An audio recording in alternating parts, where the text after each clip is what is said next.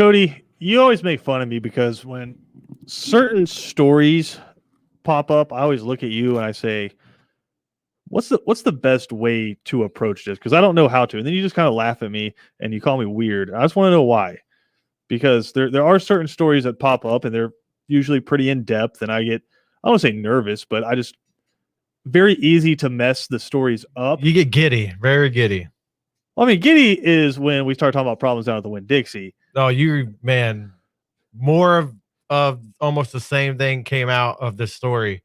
And if you said it came out yesterday, and I can already see you as soon as it came out last night, where you didn't have to plan anything for the show today, where you were already planning yesterday what we were going to talk about on 3 and Out and on Second Down today. I could see her just flipping up the MacBook, just you know what I mean? Like just going nuts on the freaking MacBook. It's not quite that level of excitement like when the court documents came out about Rush Probst and the dissertation that we had. You look like you were working on the case while you were here. You had like stacks of like freaking documents. Well, I had the deposition printed out from the Lowndes County Superior Court, but I guess this is semi-related, or not semi-related, extremely related to that story. But if we think back again, Rush Probst is being accused in a deposition about a wrongful termination case involving another coach, is being accused of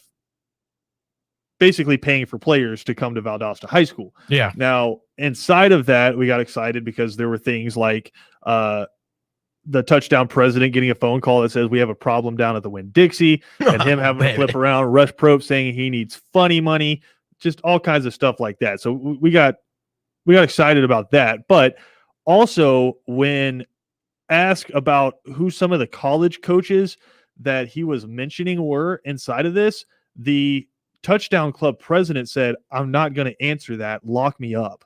Like he didn't want, because he knew exactly who he was talking about. And when asking the deposition who those guys were, he said, "I'm not going to do that. Lock me up." The two lawyers were like, "We don't have the power to lock you up. We're just deposing you right now." He's like, "Oh, well, still, if you ask me who he was talking about, lock me up." Well, you're telling me lawyers don't carry handcuffs or anything like that? Well, a video has surfaced and the audio is out there, and I guess I'll just say it that way. You can find it if you want to find it. Unnecessary Roughness has put out a ton of stuff about it, and there is audio out there allegedly of the touchdown club president speaking to Rush Probst. He recorded the interview. Now, again, there's no video attached. It's a video, but it's black, and there's just audio. Yeah. And so could it be voice actors? Could it be a deep fake? That's a possibility. So as of right now, it's just allegations. But inside of that, you hear the person who is supposedly Rush Probst saying, "I need funny money to get this done. I need money in case a kid comes in here and says, 'Coach, I need $40 for clothes,' or I need $20 to get something to eat," or for bigger purchases." Talking to the touchdown club president, he was like, "Obviously I have to go through you guys if it's like a $400 or $500 electric bill that I need to pay for one of the kids," right? Which in and of itself sounds fairly philanthropic, but when you start paying for players to transfer in from California and you're going to pay their rent, that's where you get in trouble. Well, to, I guess, compare himself or to make what he was asking for seem like it wasn't that big of a request, again, allegedly, Rush Probst in this video says, "Well, Kirby Smart's got guys all over Georgia, South Georgia, North Georgia, Southwest Georgia, that he can go to, and they'll get him the cash that he needs to pay off these players to come to Georgia." Again, allegations from a video that's black, but being accused, and now multiple stories are up of saying Rush Probst is accusing Kirby Smart of paying players. And inside the video, he says that Nick Chubb was paid $180,000 to come back to Georgia for his senior year, the year that Georgia went to the national championship. He said he got paid in 3 different installments. Again, I'm going to keep saying this over and over again, so if you get annoyed with it, I'm sorry, but I just want to make sure you're aware, and if somebody's just jumping in the car and listening, they're aware. These are allegations from a video that has been leaked online, allegedly between the touchdown club president at Valdosta State, or not Valdosta State, Valdosta High School, and head football coach Rush Probst. Probst then goes on to say that the same thing is happening at Alabama with Nick Saban, saying that Nick Saban has a guy that he has to answer to, and that guy is the one where if he needs cash to go get a player, he has cash to go get a player. These are all allegations, but what I'm interested in here, Cody, is your thoughts, because I think pretty much everyone is under the understanding that big-time college football players are getting paid. Oh, yeah. Like, I don't think anyone was shocked when this news came out. Now, I have spoken to a few people in the know, and basically my question to them was, if it comes out that this is indeed Rush Probst in the video and that he made these allegations against Nick Saban and Kirby Smart, what then happens, if anything at all?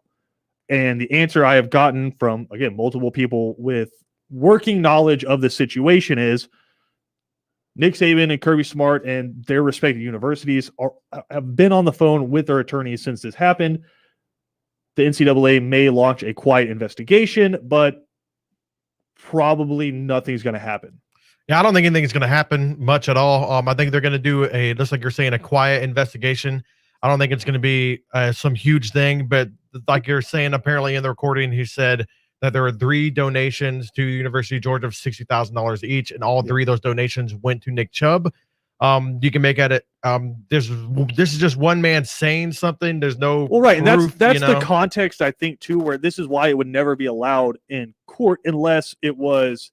I don't even know. We might need to get somebody with a little bit more experience in the law in here, but I can't. I don't think it would be admissible because, one, you can't see who it is. Yep. Inside the video, and so unless you prove that that is indeed him on the audio recording, you don't know who it is. But B, it sounded a whole lot to me like a guy who was saying, hey, I want to do some shady stuff, some stuff that we're not supposed to do, but to make it seem like I'm legit and this is just the cost of winning, then I'm going to drag in Nick Saban and Kirby Smart and say, hey, listen, this is what these guys do and they win at the highest level. So if you want to be like them, you got to get me some cash. Now, where it got wild again, like to the level of we got a problem down at the Winn-Dixie, was he said when he was at Hoover High School, again, allegedly this is Rush Probst in the video, when he was at Hoover High School, he had the local police department giving him money from drug raids to spend on players at Hoover High School in Alabama. So they would bust somebody on the interstate, or they'd bust somebody in a drug raid in a house. They would acquire the ill-gotten money, and then all of a sudden it would find its way over to Rush Probst's desk at Hoover High School in Alabama. He's like Paulie from like Goodfellas, 20%. You guys going to have to take it. And what I got to think with this too is Rush Probst was not the one who leaked this video. If indeed this is him in the video, which again, we're fairly certain, but we don't know. Yeah. I mean, speaking of some folks, just take that for what you will. Oh, you're on the phone all day today. Yeah. It was nice. I mean, I'm trying to do my due diligence, but again, there's nothing that can be confirmed from this because it's a video of just black and audio that sounds like it's probably Rush Probst talking to the Touchdown Club president. A lot of the words that were in the deposition were used, like funny money. Inside of this, what he needed to get set up, it was pretty much the picture that was painted when we talked about this last time. But I mean, so now we're getting drug money from police raids. It's from the problems down to the Winn-Dixie to get a drug raid money to a conversation that supposedly happened with Probst and a guy named Michael Nub Nelson. So this is the type of story that's going on right now. It's true. It sounds like some type of. I said it. It sounds like a John Grisham novel. Yes, it does. Yeah. Like Michael Nub Nelson. You know, everybody knows Nub. You know what I mean? Like, dude, like it sounds made up. It sounds well. Sounds and here's the other thought crazy. Too. And again, just speaking to some folks and getting perspective about the situation is, say all the allegations are true and that Nick Saban and Kirby Smart and all these different universities are just throwing around money, right? Yeah. Who's going to rat? No one is. I mean, I'm serious. It's like you got to think eventually somebody's going to get mad and somebody's going to get passed over or somebody's going to get cut or a coach is going to get fired and they're going to get mad enough to start throwing allegations around and being able to provide some evidence to lead to the system crashing, right? But who's going to do it? Is it going to be the player who is receiving money from these universities to go to school and their mom and dad are getting money in the bank accounts or just cash money, right? Are they going to do it? No. Right? What about the coaches at lower level schools who don't do it? Well, again, we don't know that people at the higher levels are doing it, and we don't know the people at the lower levels aren't doing it. But a lot of times you're trying to get to the job that can pay you millions of dollars more. And are you going to get that job if you start throwing accusations at them? Yeah, I don't think anybody's going to say anything. I don't think this is the way. I know a lot of these people who love college football, including yourself and myself. I am a little newer to it, but a lot of these got these old school people who don't believe any of this stuff's happening and stuff like that. Who just they're playing for the university. That's all they're playing for is for the pride of the university and for a scholarship. That's those days are long gone. Those are long gone. Well, like if you have higher up players, this is gonna happen, but like there's almost impossible ways to like really shine a light on it, right? Unless you have like some physical, like if you have something, not just hearsay. Well, that's why cash makes the biggest difference, right? Yeah. Because if all of a sudden the parents of an 18-year-old have $15,000-$20,000 come into their bank account every month, and it says university.university in the bank statement, then yeah, that's clear as day. But when you have a dude who owns the local used car lot, or he's captain of industry in this local town, and he's an alumnus, and he's just dropping off bags of cash, or like as Tennessee's being accused of, McDonald's bags full of cash, and there's no paper trail to that. That's just money, right? And there's usually cutouts, right? It's there's folks that work with these kids who facilitate the deals, and so maybe the kids aren't getting the money themselves. I mean, I think the two probably most high profile ones in recent history were the Cam Newton allegations, and then the Reggie Bush with the mom, with the house for his mom, where he lost his Heisman Trophy over that. But I mean, it was Cam Newton was apparently going to Mississippi State because they were going to pay him a certain amount, and then Auburn came over the top with another deal because, I mean, again, nothing was ever proven from this, or Auburn wouldn't still have that national championship. But came over the top, and it was probably like Gene Chizik saying, "Hey, look, y'all want to win a national championship? Here's how much it's going to cost." And so if you don't think it's happening, it's fine. Just watch the games with the blinders on. But I mean, to me, and most college football fans, I think would agree, is it's just something we accept happens at most levels. And especially with this monster that you call college football now, it's getting this huge, it's massive, huge thing. And like you're thinking that that these players aren't making any profit from it. It's just that was my other question. You're living under a rock. Is that maybe why we haven't seen some of the bigger name players come out and voice their support of the name, image, and likeness? Is because they're like, I mean, I guess, but I mean, I'm already making cake, so like, sure, I'm gonna go in the league. They're taking care of me while I'm here, making some good cheddar, And that's why you kind of see the raised eyebrows sometimes when folks say it's like, man, like the schools are making all this money and they're asking these players to put their bodies on the line for free. It's like, free? Yeah, exactly. Free? Exactly. Like define free? Like, oh yeah, I don't think I'm gonna be going to, say, you have Alabama, you have all these big schools, and you'll see some kids sometimes like, wow, why did he pick this school? Yeah. Why did he pick this school? You know what I mean? Sometimes, because Cody, they offered a curriculum that I could not get at the other school that I was extremely interested in.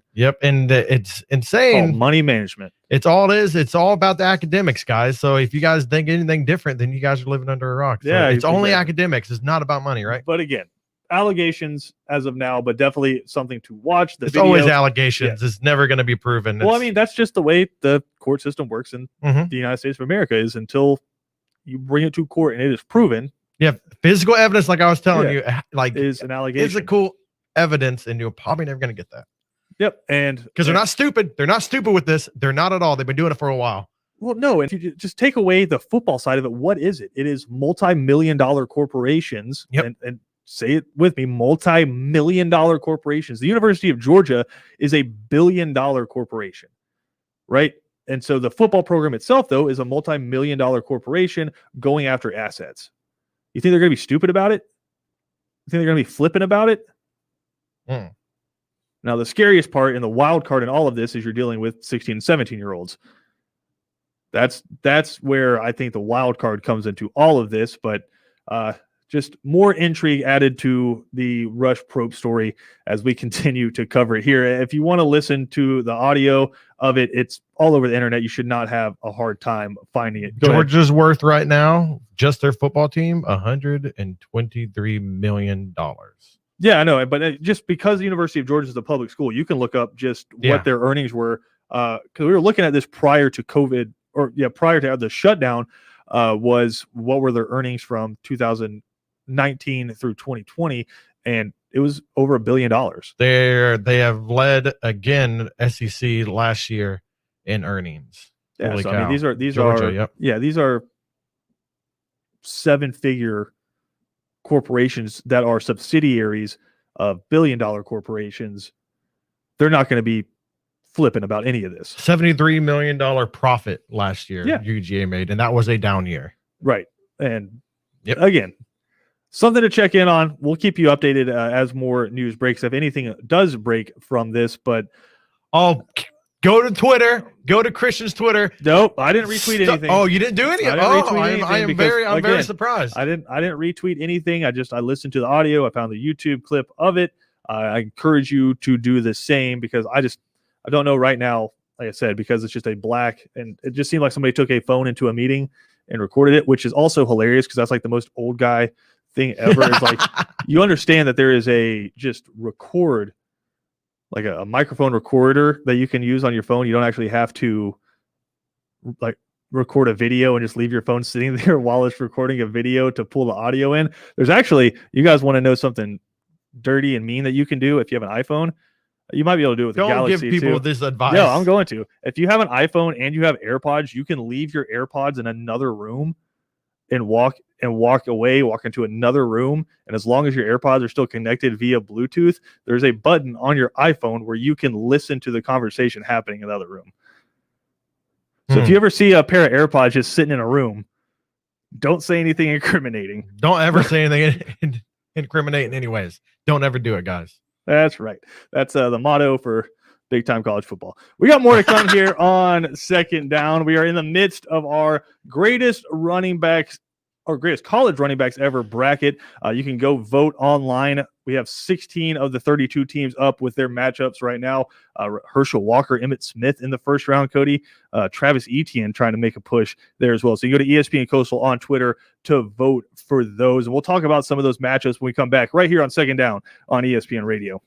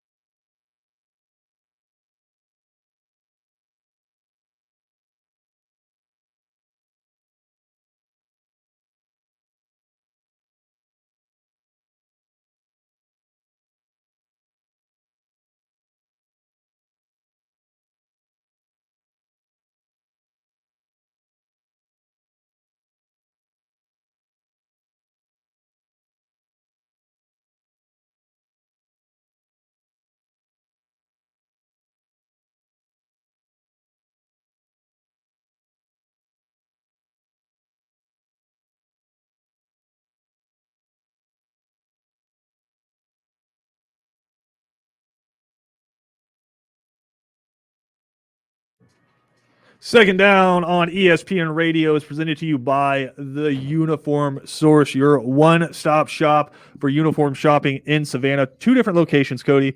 You need scrubs. If you need uniforms for your kids, the Uniform Source is the place to go. Look them up on Facebook.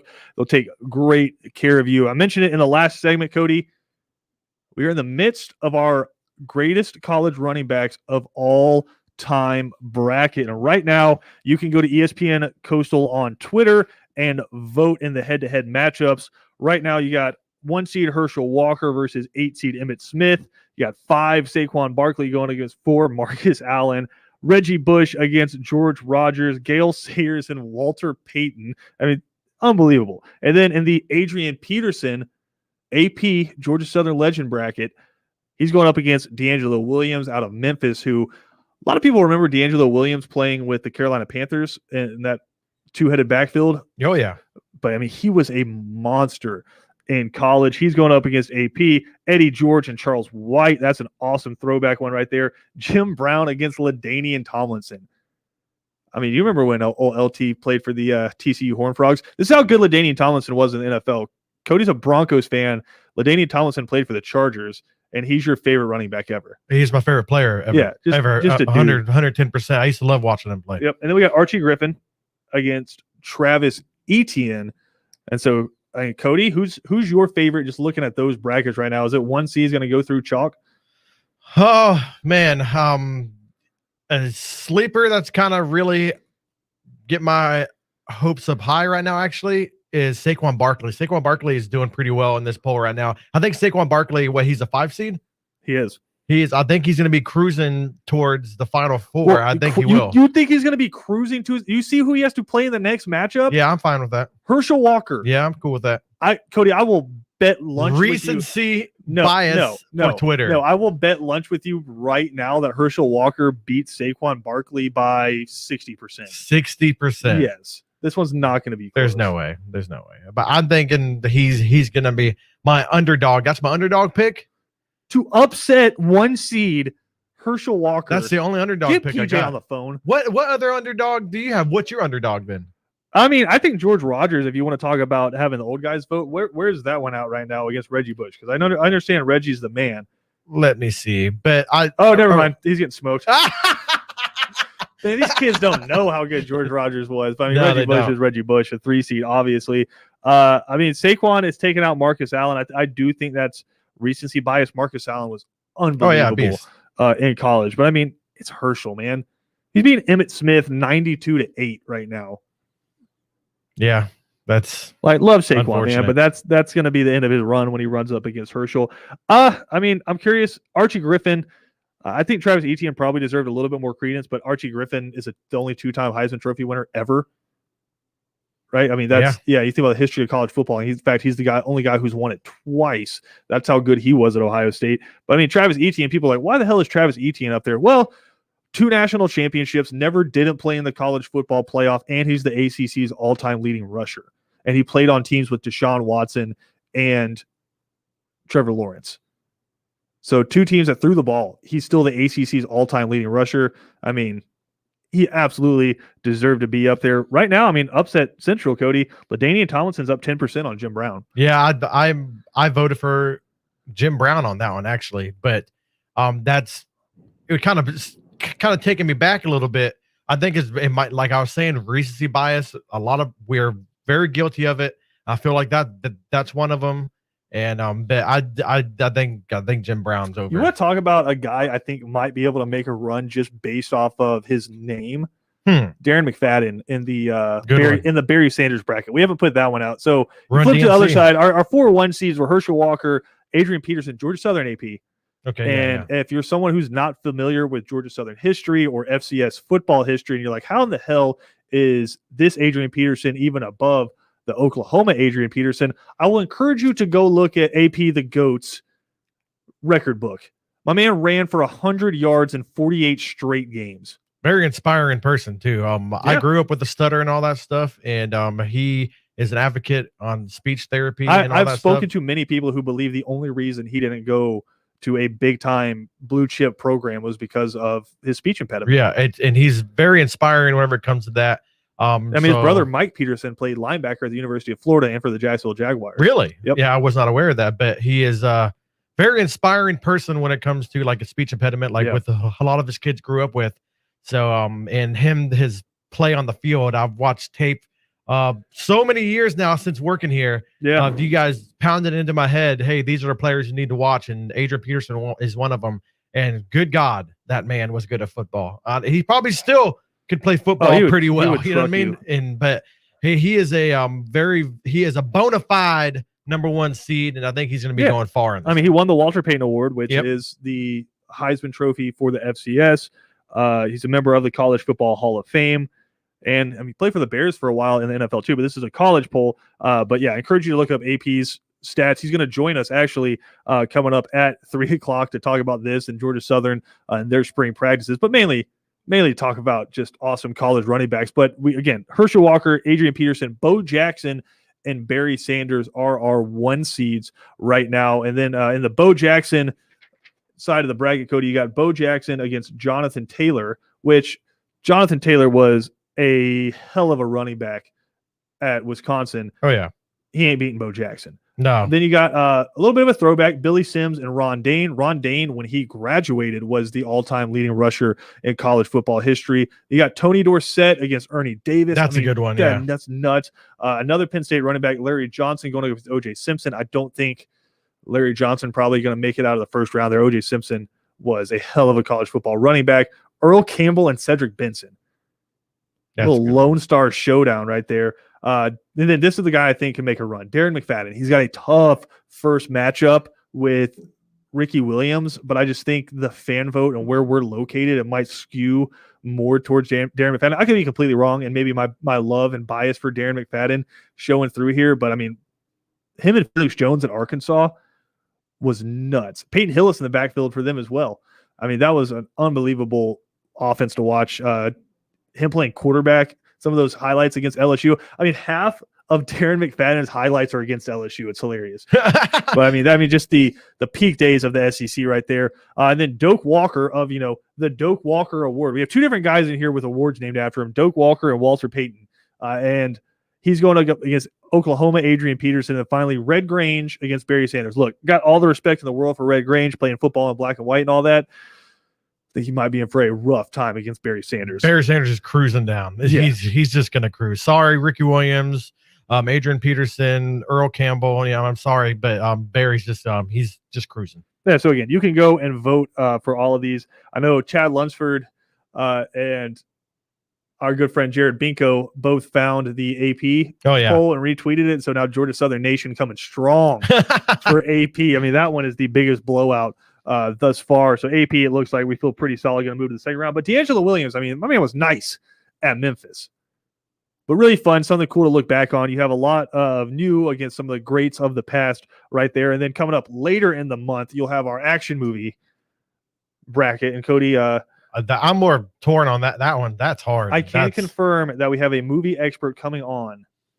Out in the future. Once we get through the running back bracket, we have a movie critic coming on to kind of explain to us the difference between, sure, it's a great movie, but is it a great action movie? We all understand that The Matrix is a phenomenal movie and a better movie than Commando, but it's not a better action movie than Commando, where you have a minute-long scene of Arnold Schwarzenegger just putting like the camouflage on his face, and before every mission in Afghanistan, I watch that scene so I can get ready. There you go. Every time. So that's what makes it a better action movie right there. So we'll dive into that going forward this month as well. But we got more to come here on Second Down. A lot to dive into left on the show before we get to 3 and Out. But again, big show coming out today on 3 and Out. Adrian Peterson is going to join us coming up at 3:00. Also going to catch up with Nick Suss from the Clarion Ledger. Going to talk some Ole Miss football. Ole Miss, Cody, never made it to the SEC championship.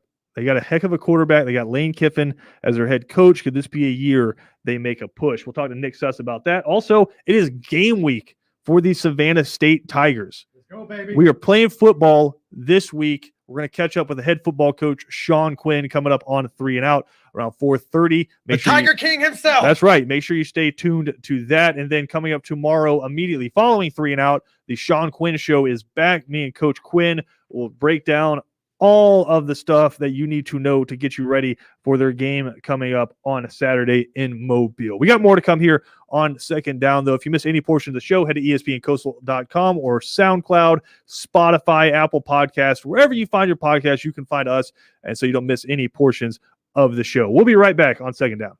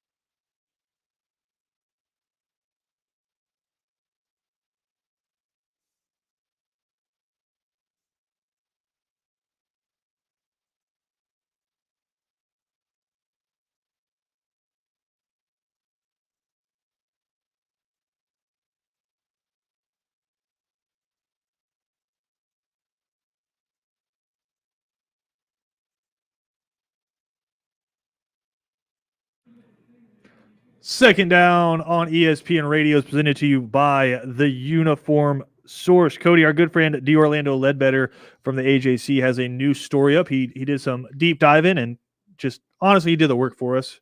So now we're going to credit him, but we're also going to talk about it. 29 players either went to high school in the state of Georgia or played at a Georgia college, received invites to the scouting combine. Obviously, that's going to be a little bit different this year than it has been in the past, but still an honor to be invited to the combine at all. It's typically reserved for the guys that the NFL scouts want to see more of because they're going to be taken in the draft. So again, 29 players either played college at a school in Georgia or were high school players or both. But the thing I took away from this, Cody, is, and I've thought about this more and more, and Barry Every, our good friend over at southernpigskin.com, has put some stuff out about this as well. Per capita, I think Georgia is either one or two in the country right now in terms of producing high-level football players that are go on to play college football and then go on and to the pros, right? But I mean, even just sticking to recruiting and putting out college players, I mean, we've been watching the SoCon the last few weeks because it is really good football and it's the spring. And so, hell yeah, we're watching the SoCon. Loving it. Right. I mean, usually it stinks because you're having to choose between watching the 3:30 game on CBS or SoCon, unless you're like me and you get like the split screen action going on, then you can keep watching it. But for the most part, most fans are choosing Auburn LSU over a SoCon game. But the spring has been a cool spotlight. But that being said, you turn on those games or you look at the rosters and the depth chart, there's a ton of football players from Georgia making really significant impacts on those teams. But I mean, think about just the first 5 picks, Cody. More likely than not, you're going to see 2 quarterbacks from the state of Georgia drafted in the first 5 picks, and Trevor Lawrence and Justin Fields. And those dudes grew up like 45 minutes away from each other. I mean, this is a big draft for this state, but also I think just the result of people realizing there's some good football players from around here.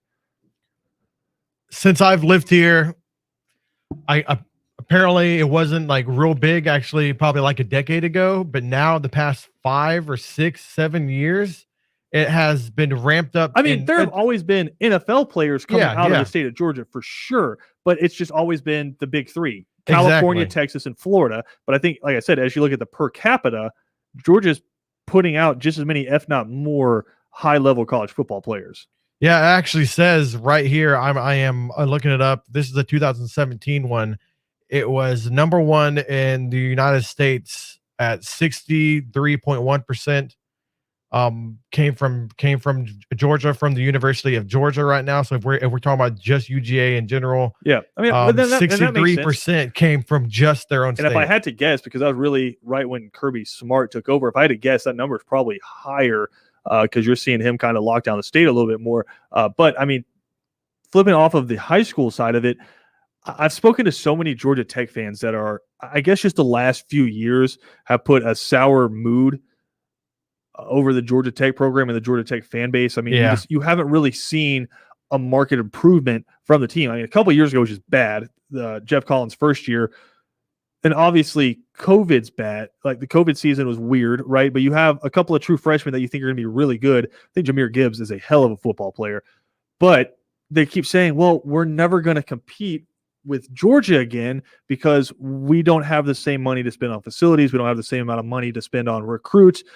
We don't have that money like the Clemsons and the Alabamas have to go out there and invest in getting these guys to come to our school. You don't need to.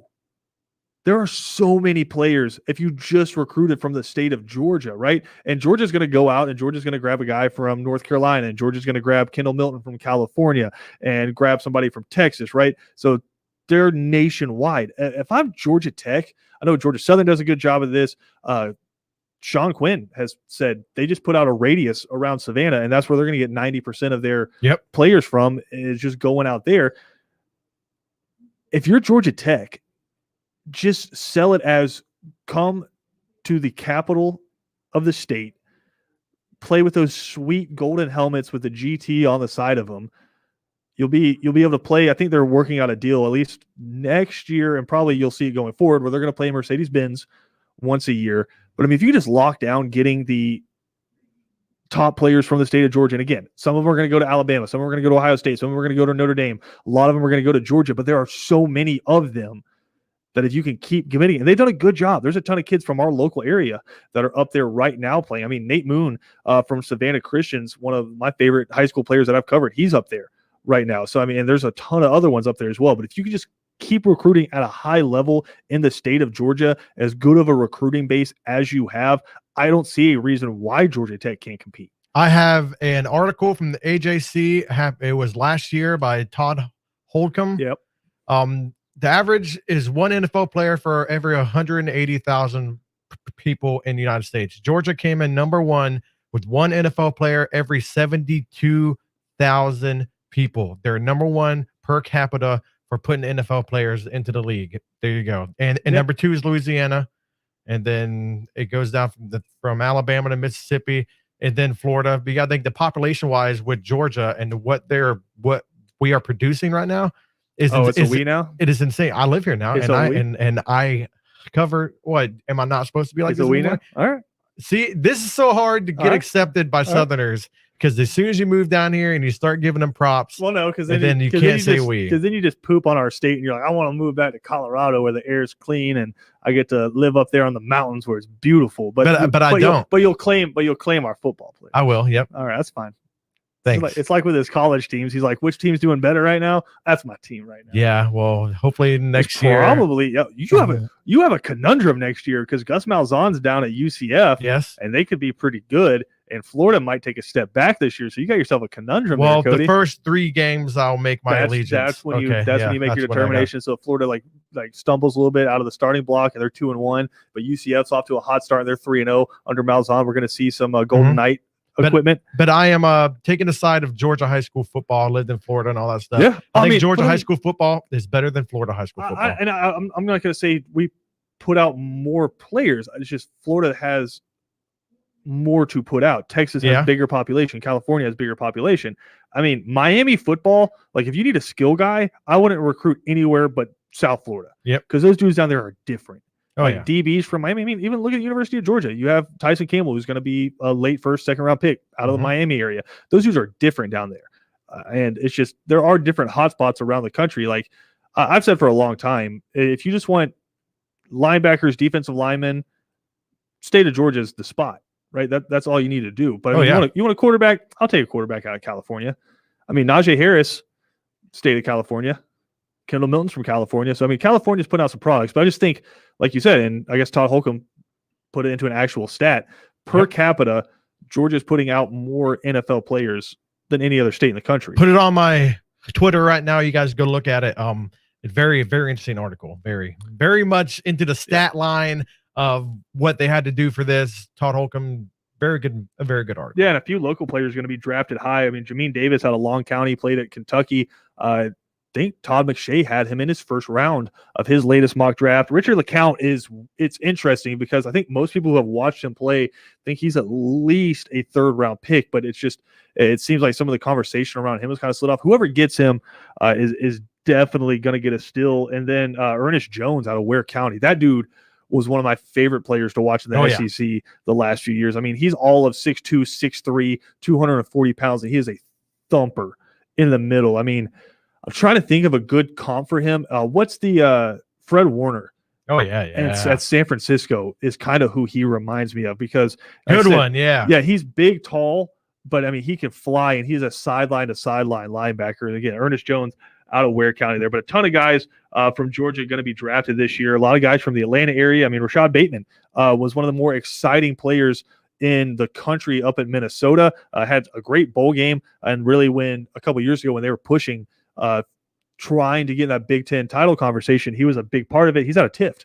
So, I mean, all kinds of talent coming out of the state of Georgia. Going to be really exciting to watch these guys get drafted and continue their career out of the next level. Again, potentially 2 of the top 4 or 5 picks are going to be from the state of Georgia there in Justin Fields and Trevor Lawrence. So, yeah, it's going to be really fun to watch. Congratulations to all of those guys. Hey, you got to give a shout out, right? I mean, the coaching in the state of Georgia, there's a reason why these guys are going on to the next level, and a lot of that has to do with the coaching in the state of Georgia. I mean, we know a lot of them, Cody. Yep. Good dudes, one and all. As long as you don't have a problem down at the Winn-Dixie. That's what I was gonna say. As long as the Winn-Dixie's got the money right, it's all right. I'm just playing. I'm just playing, guys. Don't we love you all. That. We love you all. Cody, I mean, hey, if you guys look, y'all just coaches, if you heard that, just send me a DM. I'll tell you where you can find Cody. And I'm just playing. Don't do you that. guys just bring a couple of your big offense linemen, take care of that. We got more to come here on Second Down. Final segment coming up next.